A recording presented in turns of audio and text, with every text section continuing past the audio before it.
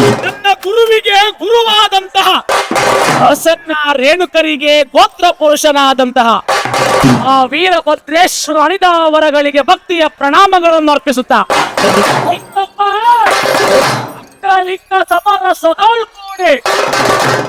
ಲಿಂಗವಧರಿಸಿ ಪೂಜೆ ಮಾಡುವಂತಹ ಸದ್ಭಕ್ತ ಶರಣಾಭಿಮಾನಿಗಳೇ, ಇಂದು ಪರಮ ಪವಿತ್ರವಾದಂತಹ ಶುಭ ದಿನ, ಶುಭ ವೇಳೆಯಲ್ಲಿ ಯಾವ ಕಲ್ಯಾಣ ಪಟ್ಟಣವೆಂದೆನಿಸಿದಂತಹ ಈ ಕೊಲ್ಲೂರು ಮಲ್ಸಂದ್ರ ಎಂಬ ಸುಗ್ರಾಮದೊಳಗೆ ಶಿವಭಕ್ತ ಶಿವ ಶರಣರು ಸೇರಿಬಿಟ್ಟು ಯಾವ ಪರಮೇಶ್ವರನಿಗೆ ಪ್ರಿಯವಾದಂತಹ ಆ ಮಹಾಶಿವರಾತ್ರಿ ಎಂದು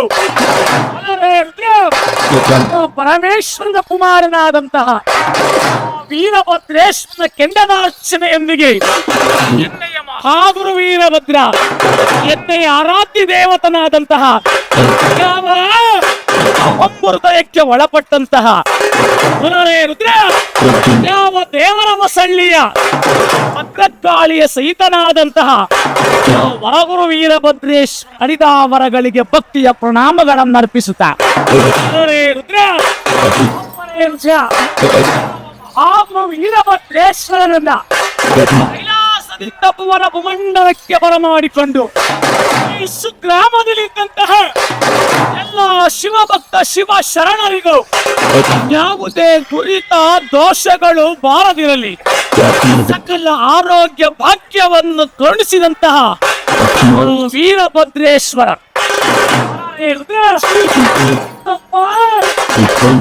ಮಹಾದೇವದೇವ ದುರುಳದಕ್ಷನ ಮನವನ್ನೊಣಗಿಸಿದಂತಹ ವೀರಭದ್ರೇಶ್ವರ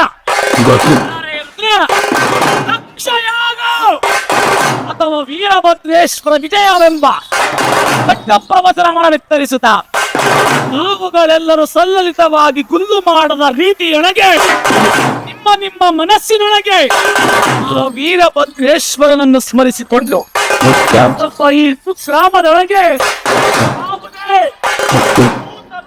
ಪಿಸಾಚಿಗಳು ಇದ್ದಿಗೆ ನಶಿಸಿ ಹೋಗಲಿ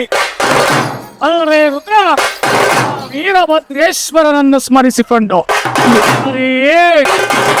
ಅತ್ಯ ವೈಭವಂಗಳಲ್ಲಿ ಗುರು ವೀರಭದ್ರ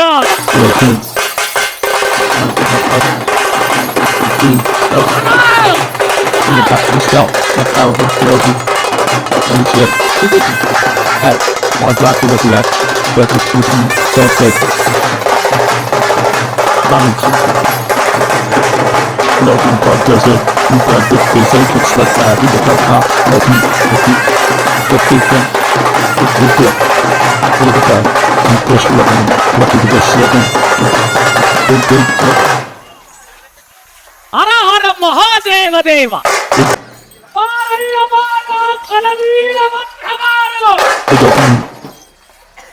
ನಿನ್ನಯ ತಾಳ ಕ್ರೂಢ ಮತ್ತಾಳ ಕತ್ತಿಗಿಳಿದು ಬಿಟ್ಟರು ಎದ್ದು ಬಾರಪ್ಪ ರುದ್ರ ಎಂದೆನ್ನುವ ಕೂಗಿಗೆ ಬಲರೇ ರುದ್ರ ತನ್ನ ತ್ರಿಪುಳ ಮತ್ತಾಳ ಬೆಚ್ಚಿಗೆಯನ್ನು ಬಿಡಬೇಕಾದರೆ ಯಾವ ದಕ್ಷ ಪ್ರದೇಶ್ವರನಾದಂತಹ ಬ್ರಹ್ಮನ ಎಡಗೈಯ ಪೆಟ್ಟಿನಲೆ ಸೃಷ್ಟಿಯಾದವನೇ ಇಂದಿನ ಕಥಾನಾಯಕನಾದಂತಹ ದಕ್ಷ ಬ್ರಹ್ಮ. ಆ ದಕ್ಷ ಪ್ರದೇಶ್ವರನು ಬ್ರಹ್ಮನ ಎಡಗೈಯ ಪೆಟ್ಟಿನಲೆ ಬ್ರಾಹ್ಮಣನಾದಂತಹ ಯಾವ ಬ್ರಹ್ಮದೇವನಿಗೆ 9 ಜನ ಗಂಡು ಮಕ್ಕಳು ಅದರೊಳಗೆ ಬೇಜಾನವನೇ ಇಂದಿನ ಕಥಾನಾಯಕನಾದಂತಹ ದಕ್ಷ ಬ್ರಹ್ಮ. ಆ ದಕ್ಷ ಬ್ರಹ್ಮನಿಗೆ ಪ್ರಸುತಾದೇವಿಯನ್ನು ಕೊಟ್ಟು ಕಲ್ಯಾಣವನ್ನು ಮಾಡಿದ್ದಾನೆ ಬ್ರಹ್ಮದೇವ. ಬಲರೇ ರುದ್ರ ಹೀಗಿರಬೇಕಾದರೆ ಯಾವ ಬ್ರಹ್ಮದೇವನನ್ನು ಯೋಗ ಭೋಗಗಳನ್ನು ಕರುಣಿಸಿದ್ದಾನೆ, ಸಕಲ ಅಷ್ಟೈಶ್ವರ್ಯಗಳನ್ನು ಕರುಣಿಸಿದ್ದಾನೆ. ಆದರೆ ಅಪುತ್ರ ಅಪುತ್ರಸ್ಯಂ ಗತಿರ್ನಾಸ್ತೋ ಎಂಬಂತೆ ಅಪುತ್ರಸ್ಯಂ ಗತಿರ್ನಾಸ್ತೋ ಎಂಬಂತೆ ಮಕ್ಕಳಿಲ್ಲದ ಕೂಗನ್ನು ಕೊಟ್ಟಿದ್ದಾನೆ. ಇತ್ತಲ ಯಾವ ದಕ್ಷ ಪ್ರದೇಶ್ವರನಾದರೂ ಯಾವ ಬ್ರಹ್ಮ ದೇವರನ್ನು ಕುರಿತು ಘೋರವಾದ ತಪಸ್ಸನ್ನಾಚರಿಸುತ್ತಿದ್ದಾನೆ. ಪುನರೇ ರುದ್ರ, ಯಾವ ಬ್ರಹ್ಮ ದೇವನಾದರೂ ಪ್ರತ್ಯಕ್ಷನಾಗಲಿಲ್ಲ. ಯಾವ ತನ್ನ ಮಡದಿಯಾದ ಪ್ರಸುತಾದೇವಿಯನ್ನು ಕೊಡಕೊಂಡು ಪುನರೇ ರುದ್ರ ಬ್ರಹ್ಮ ದೇವನನ್ನು ಸ್ಮರಿಸುತ್ತಿದ್ದಾರೆ.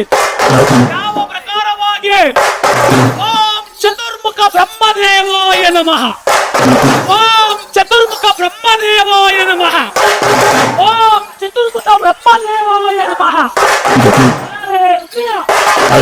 ಬ್ರಹ್ಮದೇವನು ಪ್ರತ್ಯಕ್ಷನಾಗಿ ಎಲೆಯಲವೋ ದಕ್ಷ ಪ್ರದೇಶ್ವರನೇ, ಎಲೆಯಲವೋ ದಕ್ಷ ಪ್ರದೇಶ್ವರನೇ, ನನ್ನನ್ನು ಕುರಿತು ಘೋರವಾದ ತಪಸ್ಸನ್ನು ಆಚರಿಸಲು ಕಾರಣವೇನು? ತಂದೆ ಬ್ರಹ್ಮದೇವ, ನನಗೆ ಸಕಲ ಯೋಗ ಭೋಗಗಳನ್ನು ಕೊಟ್ಟೆ, ಅಷ್ಟು ಐಶ್ವರ್ಯಗಳನ್ನು ಕೊಟ್ಟೆ.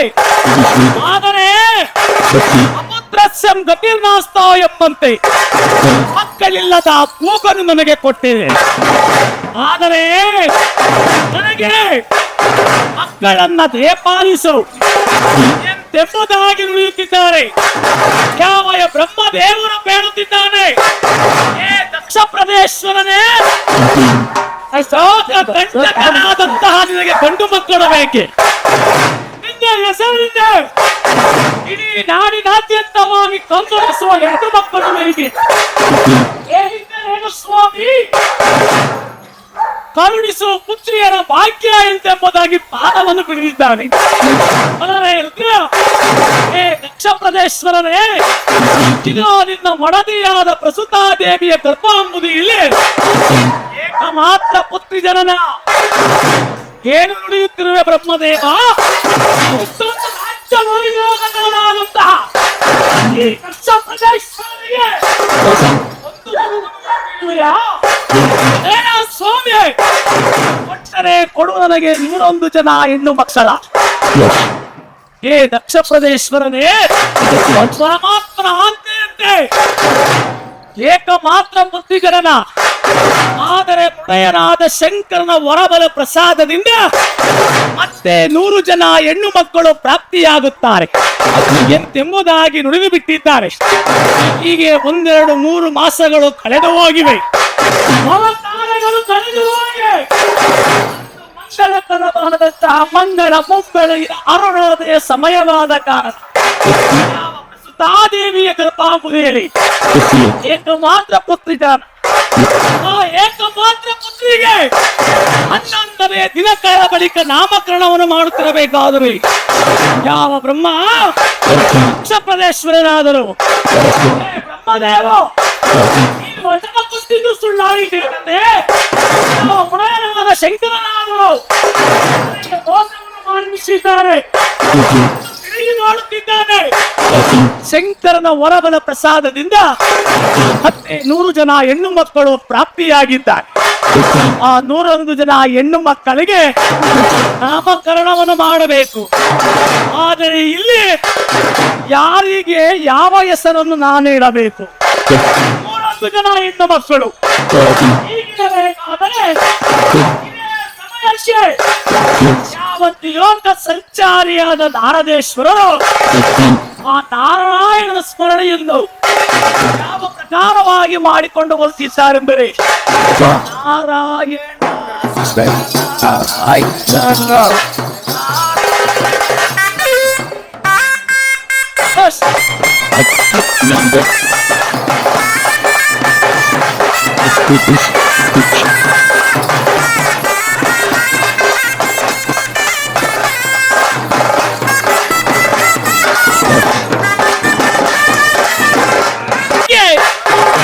ನಾರದೇಶ್ವರ ಸ್ಮರಣೆಯನ್ನು ಮಾಡಿಕೊಂಡು ಆ 101 ಜನ ಹೆಣ್ಣು ಮಕ್ಕಳನ್ನು ನೋಡಲೋಸಕವಾಗಿ ಬಂದಿದ್ದಾನೆ.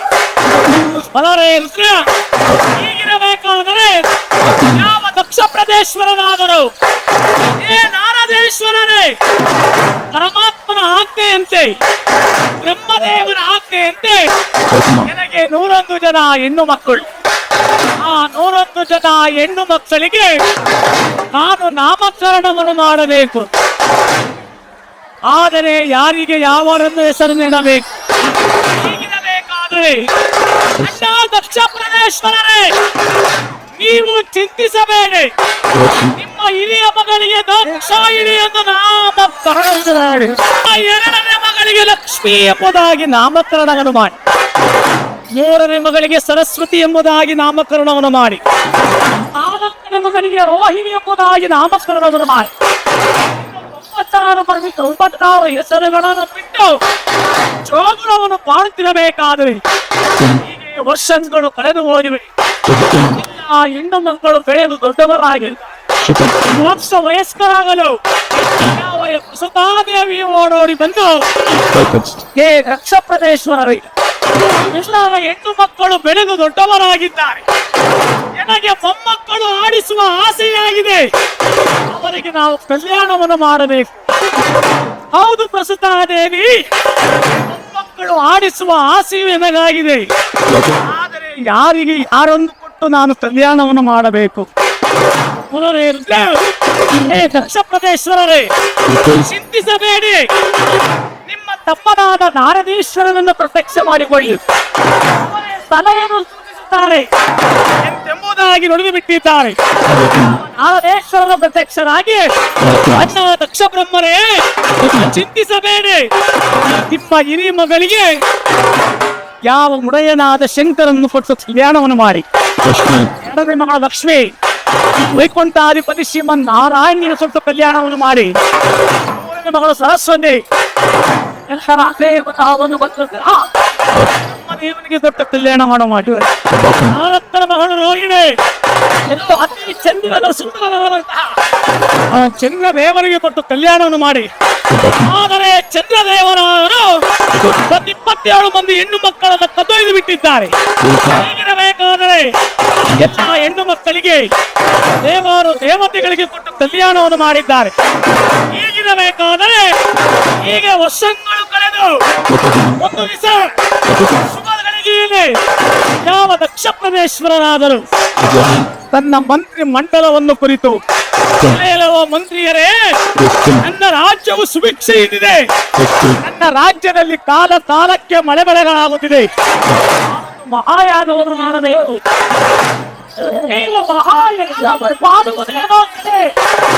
ಆದರೆ ನೆನಪಿನಲ್ಲಿಟ್ಟುಕೊಳ್ಳಿ, ನಿಮ್ಮ ಹಿರಿಯ ಅಳಿಯ ಪರಮೇಶ್ವರನಿಗೆ ಉತ್ಸವವನ್ನು ನೀರು ನೀಡಬೇಕು ಎಂಬುದಾಗಿಯೂ ಸಕಲ ದೇವತೆಗಳಿಗೆ ಆಮಂತ್ರಣವನ್ನು ಕಳಿಸಿದ್ದಾರೆ.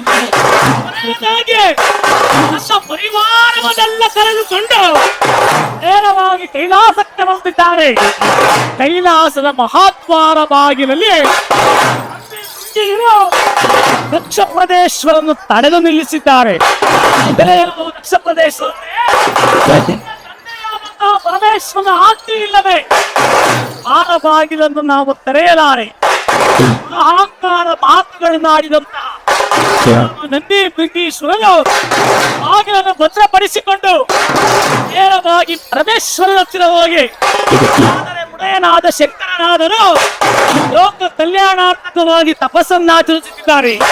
ಹೀಗಿರಬೇಕಾದರೆ ನಂದಿ ನಾಟ್ಯವಾಡುತ್ತಿರ್ಪ, ಮದ್ದಳ ಬರೆಯುತ್ತಿರ್ಪ, ಗಜಕಟ್ಟರು ಗಂಟಾ ಘೋಷವನ್ನು ಮಾಡುತ್ತಿರ್ಪರು, ಸ್ವಾಮಿ ಕೇಶನ ಅಮರಣವಾಗಿರ್ಪರು. ಇಂತಹ ತುಂಬಿದ ಕೈಲಾಸದಲ್ಲಿ ಆ ಕೈಲಾಸದ ವರ್ಣೆಯನ ಜಯ ಜಯ ಶಂಕರ, ಜಯ ಗೌರಿ ಮನೋಹರ ಕೀಳವಳ ವಾದ್ಯ ವೈಭವಗಳಲ್ಲಿ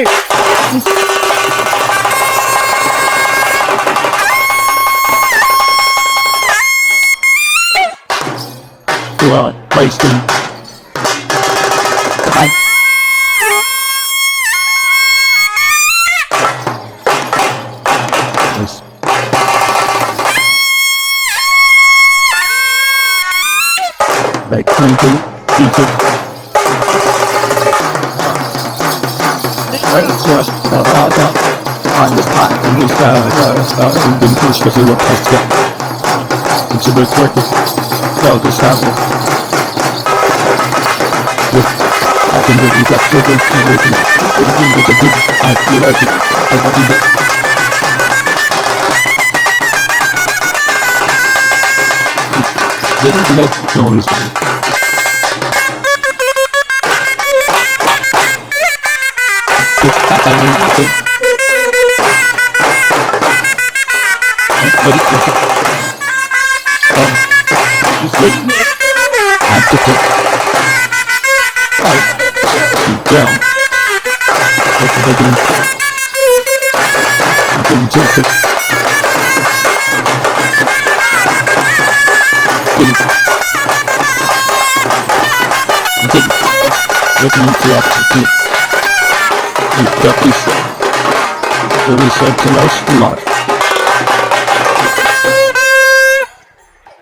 ಇಷ್ಟಾಂತ ನಿನಗೆ ರಾಜ್ಯ ವೈಭೋಗವೇ?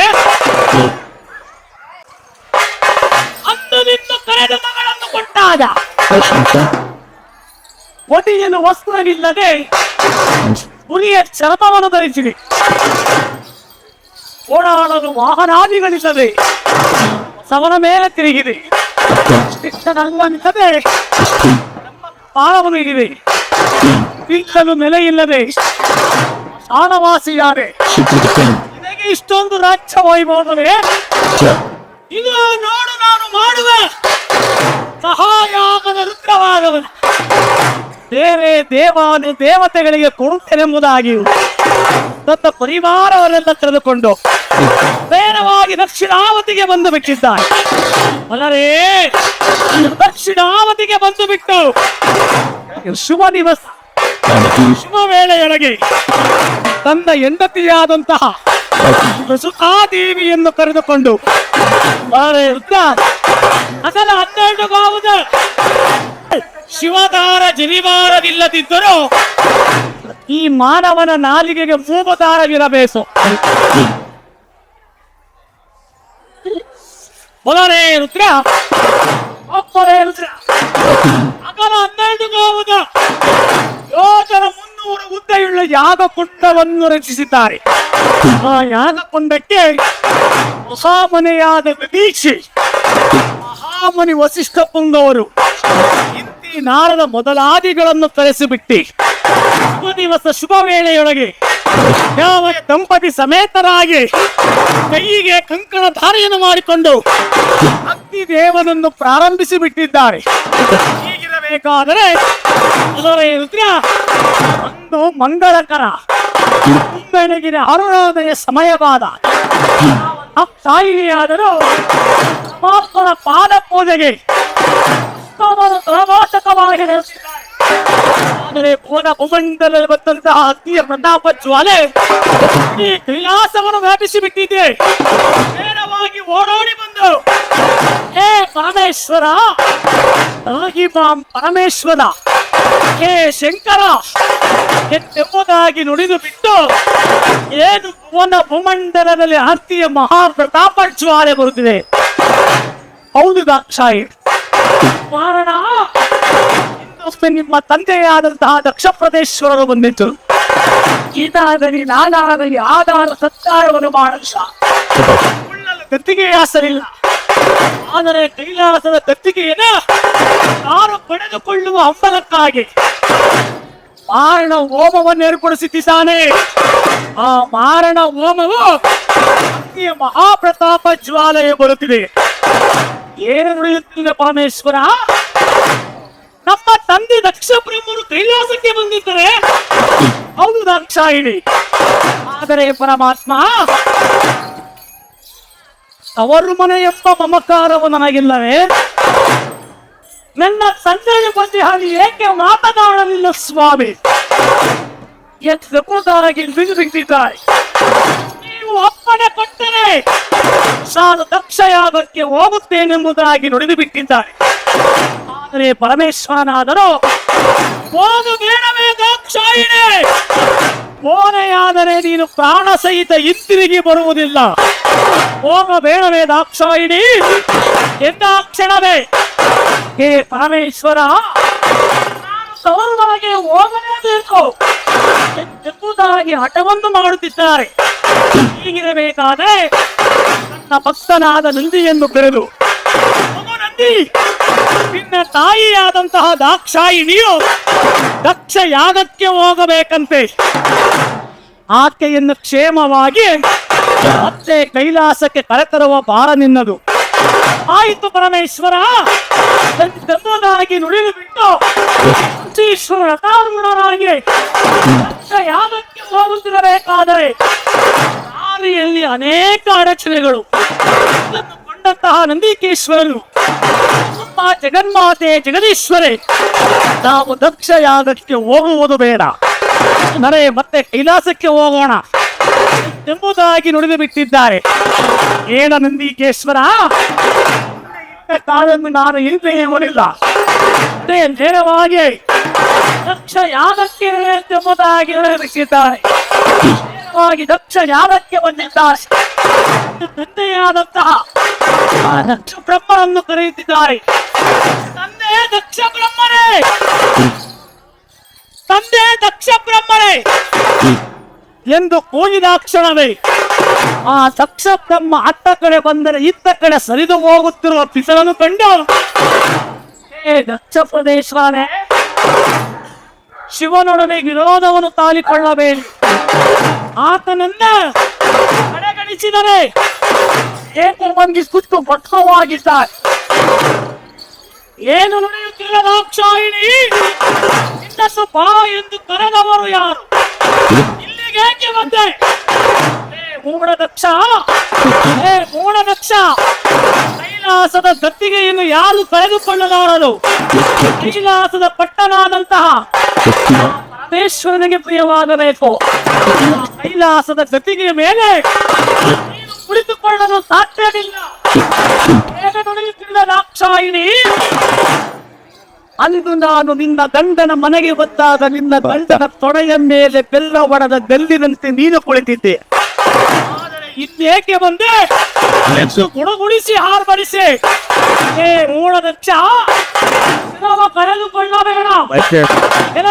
ದಾಕ್ಷಾಯಿಸಿ ದಾಕ್ಷಾಯಿದೆ ನಲ್ಲವಿಲ್ಲದ ಕಿರಿದೊಡ್ಡ ಸಂಗಮನವನು, ವಾಹನಾದಿಗಳಿಲ್ಲದೆ ಬಸವನ ಮೇಲೆ ತಿರುಗಿದವನು, ಮನೆಯಲ್ಲಿ ವಸ್ತ್ರವಿಲ್ಲದೆ ಕುರಿಯ ಚರ್ಮವನ್ನು ಧರಿಸಿದವನು, ನಿಲ್ಲವ ನೆಲೆ ಇಲ್ಲದೆ ಶಾಳ ಕಾಯುವವನು, ಅವನಿಗೆ ರುದ್ರದ ಅಭಿರ್ಭಾವ ಕೊಡಬೇಕೆ? ಕೊಡುವುದಿಲ್ಲ ಎಂದಾಕ್ಷಣವೇ ಶಿವನಿಂದನೆ ಕೇಳಲಾರದ, ಶಿವನಿಂದನೆಯನ್ನು ತಾಳಲಾರದೆ ನಾವೇ ಜಗನ್ಮಾತೆಯಾದಂತಹ ದಾಕ್ಷಾಯಿಣಿಯಾದರು ಈಶ್ವರನು ತಂದು ಬಿಟ್ಟು ಶಿವನಿಂದನೆಯನ್ನು ಕೇಳಿದಂತಹ ಈ ಶರೀರವು ಅಗ್ನಿಯಲ್ಲಿ ಆಹುತಿಯಾಗಿ ಹೋಗಲಿ.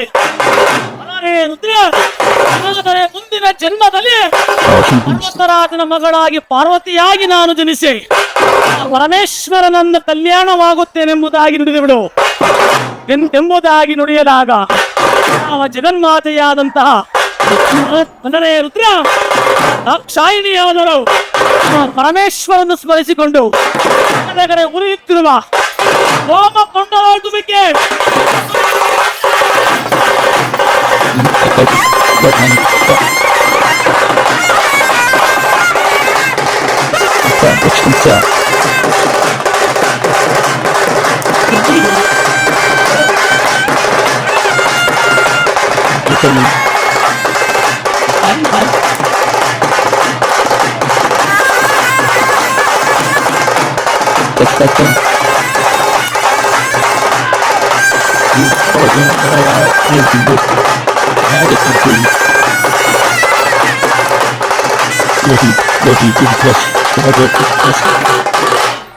ಮಹಾದೇವ ದೇವ ತಗದಗರೆ ಉರಿಯುತ್ತಿರುವ ಹೋಮ ಕುಂಡದ ಅಡುಮಿಕೆ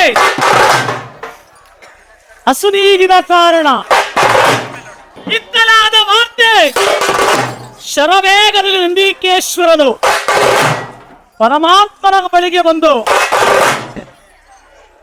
ಪರಮಾತ್ಮ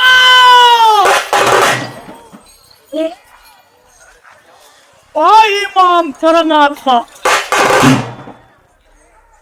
ಪರಮೇಶ್ವರ,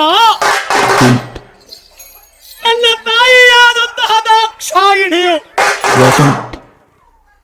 ತಗದಗನೆ ಉರಿಯುತ್ತಿರುವ ಹೋಮ ಕುಂಡದ ಇಟ್ಟುವಿಕೆ ಯುದ್ಧಕ್ಕೆ ಹಸುನು ಹೇಗೆ ಬಿಟ್ಟಿದ್ದಾರೆ ತಂದೆ. ಏನು ನುಡಿಯುತ್ತಿರುವೆ ನಂದೆ? Right. It's not. That's his cat. Right. Today, it's good. That's nice. It's his cat.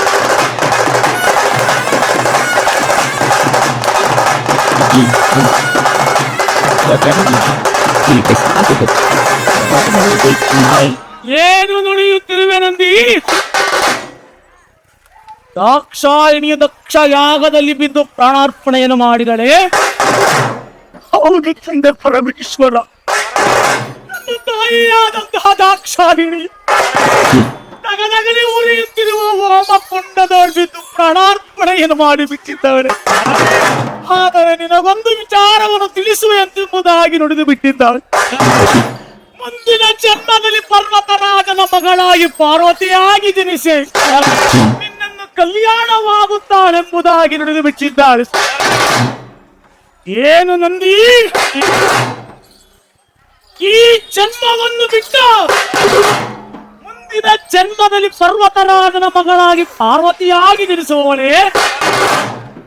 ಹೌದು ತಂದೆ ಪರಮೇಶ್ವರ, ನಾನು ಎಷ್ಟು ಹೇಳಿದರೂ ಕೇಳಲಾರದಂತಹ ದಾಕ್ಷಾಯಿಣಿ ದಕ್ಷ ಯಾಗದಲ್ಲಿ ಬಿದ್ದು ಪ್ರಾಣಾರ್ಪಣೆಯನ್ನು ಮಾಡಿಬಿಟ್ಟಿದ್ದಾಳೆ. ಕಂಡಂತಹ ಪರಮೇಶ್ವರನಾದರು, ಇದನ್ನು ಕಂಡ ಪರಮೇಶ್ವರನಾದರು ಕೈಲಾಸದ ತುತ್ತ ತುದಿಗೇರಿ, ಕೈಲಾಸದ ತುತ್ತ ತುದಿಗೇರಿ ಶಿವತಾಂಡ ನೃತ್ಯವನ್ನೇ 60 ಮಾಸದ ಕೀಳಿನ ಮೂಲಕ ಮಧ್ಯ ವೈಭವಗಳೇ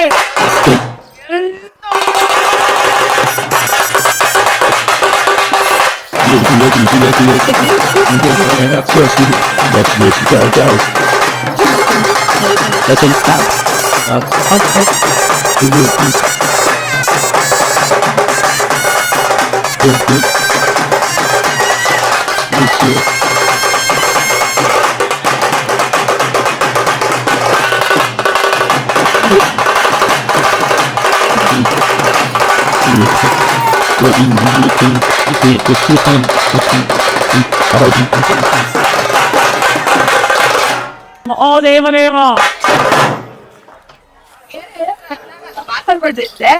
ಶಿವತಾಂಡ ನೃತ್ಯವನ್ನಾಡಿ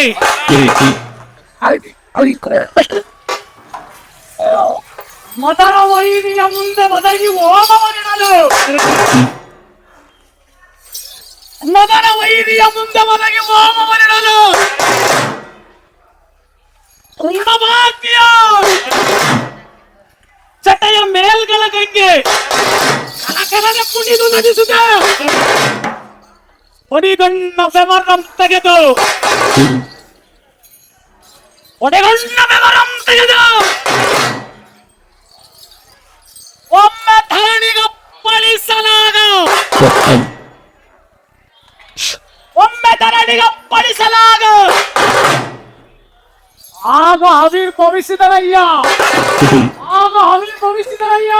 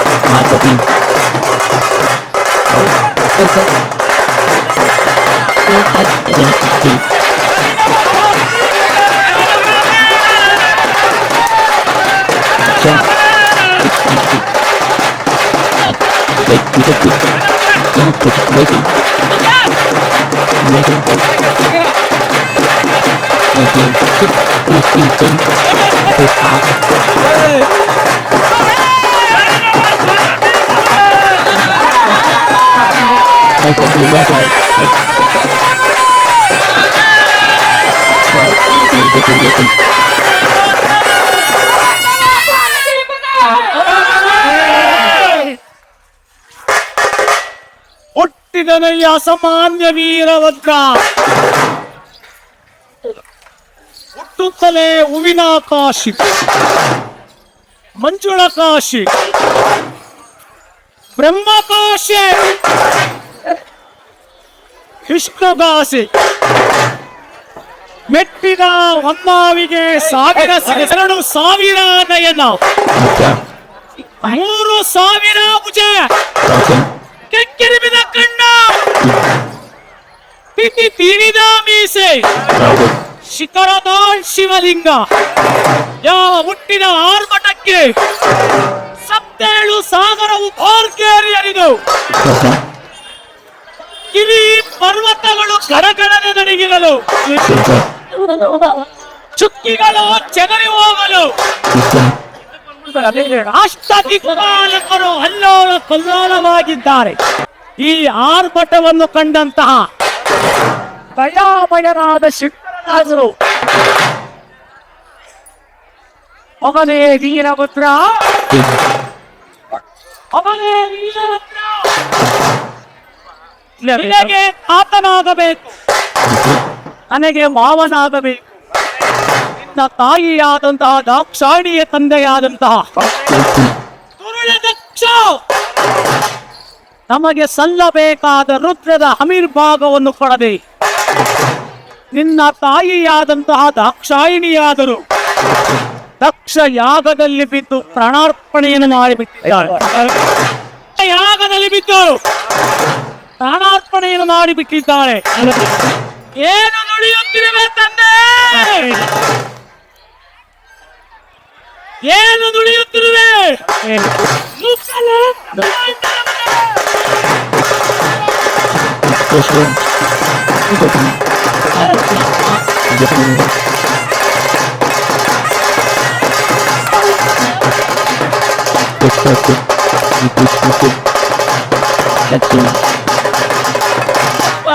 ನುಗ್ಗಲೆ ಬ್ರಹ್ಮಾಂಡನವನ್ನು ಕೊಲ್ಲಲೆ ಹರಿ ಬ್ರಹ್ಮಾದಿಗಳನ್ನು.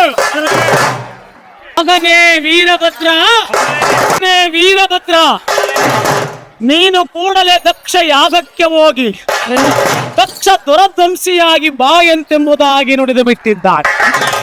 ಆದರೆ ವೀರಭದ್ರ ಹೊರಡುವ ಮುನ್ನವೇ, ಮಗನೇ ವೀರಭದ್ರ, ಅಲ್ಲಿ ಇರುವವರು ಕೋಟಿ ರಾಕ್ಷಸರು, ಅವರನ್ನು ನೀನು ಎಷ್ಟು ಸಂಹರಿಸಿದರೂ ಮತ್ತೆ ಹುಟ್ಟುತ್ತಾ ಕೋಟಿ ಕೋಟಿ ಲಕ್ಷವಾಗುವುದು.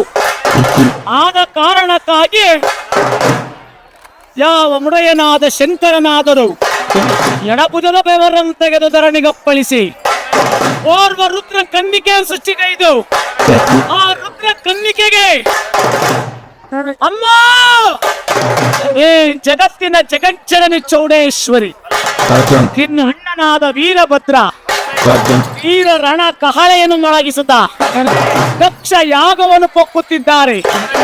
ಆತನಿಗೆ ನೀನು ಸಹಾಯಕರಾಗಿ ನಗಲವಾದ ನಾಲಿಗೆಯನ್ನ ದಕ್ಷಯಾಗ ಭೂಭಾಗಕ್ಕೆ ಚಾಚಬೇಕು. ಕಾರಣ ದಕ್ಷ ಬ್ರಹ್ಮನ ಒಂದು ತತ್ತು ರಕ್ತವೂ ಕೂಡ ಈ ಭೂಸ್ಪರ್ಶವಾದರೆ ಮತ್ತೆ ಕೋಟಿ ರಾಕ್ಷಸರು ಬಂದುತ್ತಾರೆ. ಅದನ್ನು ತಡೆಯುವ ಭಾರದಿಂದದು ತಾಯೇ. ಹೋಗು ತಾಯೇ ಜಗನ್ಮಾತೆ, ವೀರಭದ್ರನ ತಂಗಿಯಾಗಿ ಹೊರಡುವಂತೆಂಬುದಾಗಿ ನುಡಿದು ಬಿಟ್ಟಿದ್ದಾರೆ. ಯಾವಯ ತನ್ನ ತಂಗಿಯನ್ನು ಕರೆದುಕೊಂಡು ದಕ್ಷ ಯಾಗಕ್ಕೆ ಹೋಗುತ್ತಿರಬೇಕಾದರೆ ವೀರಭದ್ರೇಶ್ವರದ ಆಲೋಚನೆಯನ್ನು ಮಾಡಿದ್ದಾನೆ. ನನ್ನ ತಂದೆ ಪರಮೇಶ್ವರರು ದಕ್ಷ ಬ್ರಹ್ಮ ಸಂಹಾರವನ್ನು ಮಾಡಿದರೆ ಕೋಟಿ ರಾಕ್ಷಸರು ಹುಟ್ಟುತ್ತಾರೆ. ಅವರನ್ನು ತಡೆಯುವ ಭಾರ ನನ್ನದಾಗಿದೆ.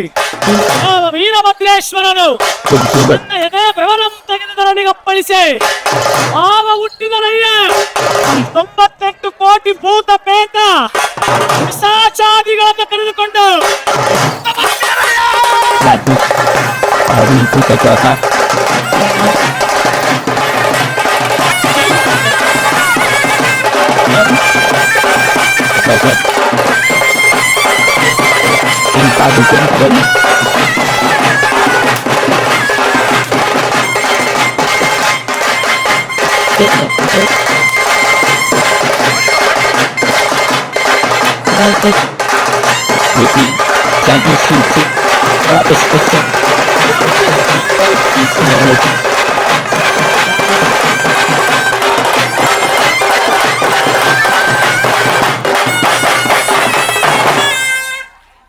98 ಕೋಟಿ ಭೂತ ಪೇತ ಚಂಡೆ ಜಾಗೃತಿಯರನ್ನು ಕರೆದುಕೊಂಡು Yes.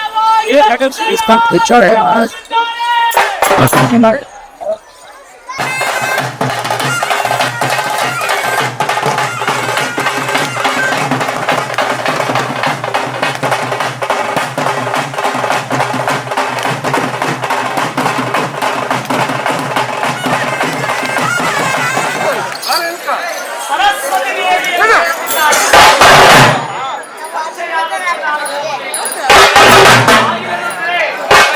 ಇಲ್ಲದಿದ್ದರೆ ಲಕ್ಷ್ಮೀ ಆದಂತಹ ನಿನಗಾಗುತ್ತದೆ ಎಂಬುದಾಗಿ ಯಾವ ಸರಸ್ವತಿ ದೇವಿಯನ್ನ ಸಿದ್ಧರಾಯ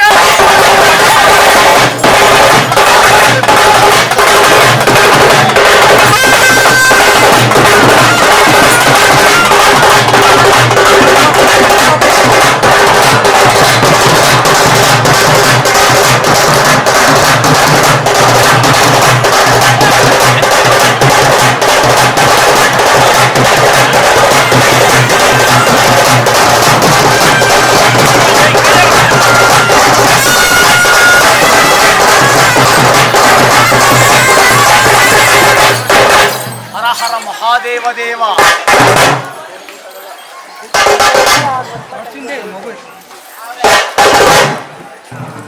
ಹರ ಹರ ಮಹಾದೇವ ದೇವ ಮೂರನೆಯ ಮಹಾದ್ವಾರ ಬಾಗಿಲಲ್ಲಿ ಅನೇಕ ರಾಕ್ಷಸರು ಆ ರಾಕ್ಷಸರನ್ನ ಸದೆಬಡಿಯುತ್ತಾ ಬಡಿಯುತ್ತಾ ದ್ವಾರ ಬಾಗಿಲಿಗೆ ಬಂದಿದ್ದಾರೆ. ಅಲ್ಲಿ ಚಂದ್ರದೇವರನ್ನು ಕಂಡು ಬಿಡುವುದಿಲ್ಲ ಎಂದ ಕ್ಷಣವೇ ಹರ ಹರ ಮಹಾದೇವ ದೇವ ಆ ಚಂದ್ರದೇವನ ಹಲ್ಲುಗಳನ್ನ ಕಟಕಟನೆ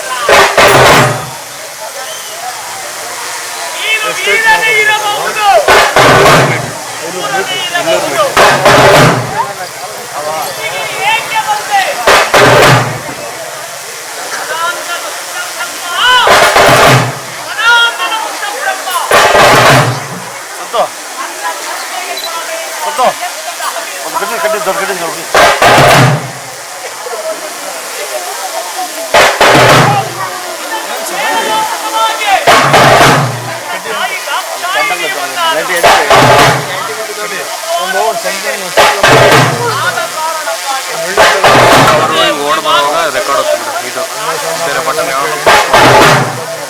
ಇಲ್ಲೇ ಇರು, ನಾನು ಇಲ್ಲೇ ಬರ್ತೀನಿ. ಈ ಯಜ್ಞವನ್ನು ಪರಿಸಮಾಪ್ತಿಗೊಳಿಸು. ಏನು ನಡೆಯುತ್ತಿರುವೆ?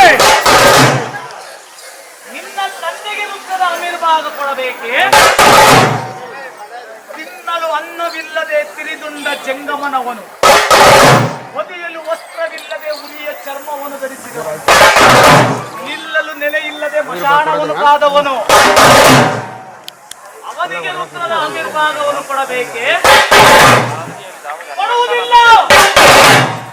ಬೇರೆ ದೇವಾನು ದೇವತೆಗಳಿಗೆ ಕೊಡುತ್ತೇನೆ, ಆದರೆ ನಿನ್ನ ತಂದೆಯಾದಂತಹ ಬೂದಿ ಬಡತನಿಗೆ ನಾನು ಕೊಡುವುದಿಲ್ಲ. ಕ್ಷಣವೇ ವೇದ ಪುರೋಹಿತರನ್ನು ಕರೆಯುತ್ತಿದ್ದಾರೆ. ಆ ಸ್ಥಾನದ ವೇದ ಪುರೋಹಿತರೇ, ಆ ಸ್ಥಾನದ ವೇದ ಪುರೋಹಿತರೇ, ಈ ಯಜ್ಞೆಗೆ ಬ್ರಹ್ಮದೇವರನ್ನು ಕೇಳಿ. ಆದರೆ ಬ್ರಹ್ಮದೇವ ನನಗೆ ಬೇಡವೆಂದು ದುಂಬಿಯಾಗಿ ಹಾರಿ ಹೋಗಿದ್ದಾನೆ. ವಿಷ್ಣುವನ್ನು ಬರಮಾಡಿಕೊಂಡು, ಆದರೆ ವಿಷ್ಣು ನನಗೆ ಬೇಡವೆಂದು ಜಿಂಕೆಯಾಗಿ ಓಡಿ ಹೋಗಿದ್ದಾನೆ. ಯಾರು ಸ್ವೀಕಾರ ಮಾಡದಿದ್ದರೆ ಹೋಯಿತು. ವೇದ ಪುರೋಹಿತರೇ, ಈ ಯಜ್ಞಕ್ಕೆ ದಕ್ಷ ಬ್ರಹ್ಮಾಯ ಸ್ವಾಹ ಎಂದು ಅಗ್ನಿಗೆ ಅರ್ಘ್ಯವನ್ನು ಕೊಡಿ. ಆಗ ವೇದ ಪುರೋಹಿತರು ಓಂ ಋಗ್ವೇದಾಯ ಸ್ವಾಹ, ಓಂ ಯಜುರ್ವೇದಾಯ ಸ್ವಾಹ, ಓಂ ಸಾಮವೇದಾಯ ಸ್ವಾಹ, ಓಂ ಅಥರ್ವಣ ವೇದಾಯ ಸ್ವಾಹ. ಇನ್ನೇನು ದಕ್ಷ ಬ್ರಹ್ಮಾಯ ಸ್ವಾಹ ಎನ್ನಬೇಕು. ವಲ್ಲಭನಾದಂತಹ ಮಹಾಘೋರ ವೀರಭದ್ರ, ಹೇ ದಕ್ಷ ಬ್ರಹ್ಮ, ನಿನಗೆ ಕೊನೆಯ ಅವಕಾಶವನ್ನು ನಾನು ನೀಡುತ್ತಿದ್ದೇನೆ. ಈ ಯಜ್ಞವನ್ನು ನನ್ನ ತಂದೆಗೆ ಅರ್ಪಿಸಿ ನಿನ್ನ ಪ್ರಾಣವನ್ನು ಉಳಿಸಿಕೋ. ಏನೇ ಆಗಲಿ ವೀರಭದ್ರ, ಕೊಡುವುದಿಲ್ಲ ಎಂದ ಕ್ಷಣವೇ ತನ್ನ ಗರಗಸ ಕತ್ತಿಯಿಂದ ಆ ದುರುಳ ದಕ್ಷ ಬ್ರಹ್ಮನ ಶಿರವನ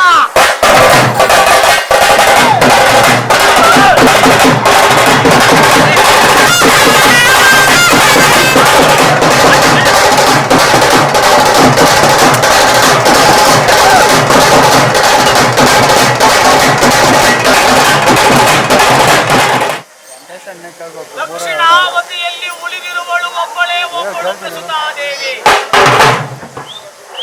ಓಡಾಡಿ ಬಂದು ಅಣ್ಣ ವೀರಭದ್ರ, ನನಗೆ ಮಾಂಗಲ್ಯ ಭಿಕ್ಷೆಯನ್ನು ಕೊಡು. ಮಕ್ಕಳಲ್ಲೇ ಇದ್ದಂತಹ ಜಗನ್ಮಾತೆ ಚೌಡೇಶ್ವರಿ ದಕ್ಷ ಬ್ರಹ್ಮನ ಶಿರವನ ಎಂಬುದಾಗಿ ಬಿಟ್ಟಿದ್ದಾನೆ. ಇಲ್ಲಿರುವ ರಾಕ್ಷಸನ ತಲೆ ನನಗೆ ಸಾಲದೆ ಹೋಯಿತು. ನಾನು ಎಲ್ಲಿಂದ ತಂದು ಎಂಬುದಾಗಿ ನುಡಿದು ಬಿಟ್ಟಿದ್ದಾನೆ. ಹೊರರೇ ರುದ್ರ, ಈ ಯಜ್ಞಕ್ಕೆ ಆಹುತಿ ಕೊಡಬೇಕಾದಂತಹ ಟಗರಂ ತಲೆಯನ್ನೇ ಕತ್ತರಿಸಿ. ಅಪ್ಪರೇ ರುದ್ರ, ಯಾವ ವೀರಭದ್ರೇಶ್ವರನಾದರೂ ದಕ್ಷ ಬ್ರಹ್ಮನನ್ನ ಎಡಗಾಲಿನ ಉಂಗುಷ್ಟಕ್ಕೆ ಕಟ್ಟಿಕೊಂಡು ನೇರವಾಗಿ ಕೈಲಾಸಕ್ಕೆ ಬರುತ್ತಿದ್ದಾನೆ.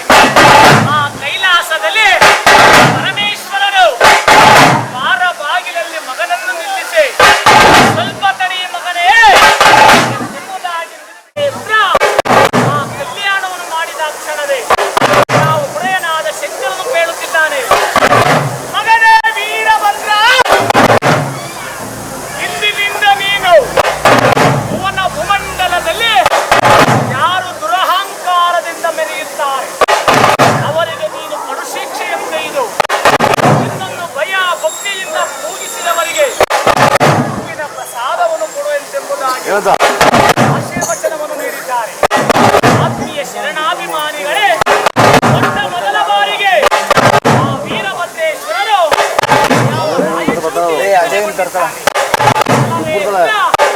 ಎರಡನೆಯದಾಗಿ ಪ್ರಾಣಪ್ರಭು ಕೆಂಪೇಗೌಡರು ನಿರ್ಮಿಸಿದ ಬೆಟ್ಟಕಾಳೂರು ಬೆಂಗಳೂರಿನಲ್ಲಿ ಜಯಕಾಲವೀರ ಭದ್ರನಾಗಿ ನೆಲೆಸಿದ್ದಾರೆ. ಹೀಗೆ ಅನೇಕ ಕ್ಷೇತ್ರಗಳಲ್ಲಿ ನೆಲೆಸಿ ನಾವು ಎನ್ನ ಆರಾಧ್ಯ ದೇವನಾದಂತಹ ಆ ದೇವರ ವಸಳ್ಳಿಯಲ್ಲಿ ಭದ್ರಕಾಳಿಯ ಸಹಿತನಾಗಿ ವಿರಾಜಮಾನವಾಗಿ ವಿಜೃಂಭಿಸುತ್ತಿದ್ದಾನೆ. ಇಂತಪ್ಪ ಈ ಶುಭ ಸಮಯದಲ್ಲಿ ಶುಭ ವೇಳೆಯಲ್ಲಿ ಈ ಕಲ್ಯಾಣ ಪಟ್ಟಣದೊಳಗೆ ಆ ವೀರಭದ್ರೇಶ್ವರರ ಬೆಟ್ಟದಾರ್ಚನೆ ಆತನಿಗೆ ಸಲ್ಲಬೇಕಾದ ರುದ್ರದ ಹಮ್ಮಿರ್ಭಾಗವನ್ನು ತೆಗೆದುಕೊಂಡು ಪರಮಾತ್ಮನ ಪಾದಕ್ಕೆ ಇಡುತ್ತಿರಬೇಕಾದರೆ ನಾವು ವೇದ ಪುರೋಹಿತರನ್ನು ಬರಮಾಡಿಕೊಂಡು ಅವರಿಗೆ ಸಲ್ಲಬೇಕಾದ ರುದ್ರದ ಹಮ್ಮಿರ್ಭಾಗವನ್ನ ಯಾವ ಪ್ರಕಾರವಾಗಿ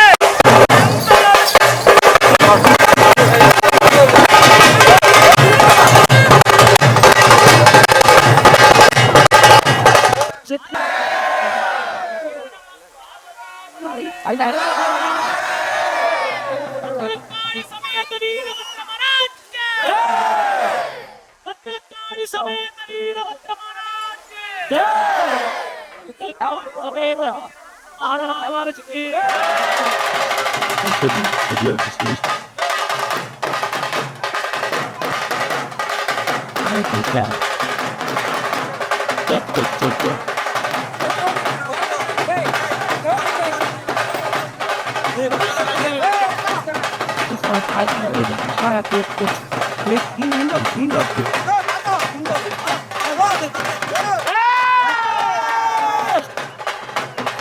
Going to the next activity.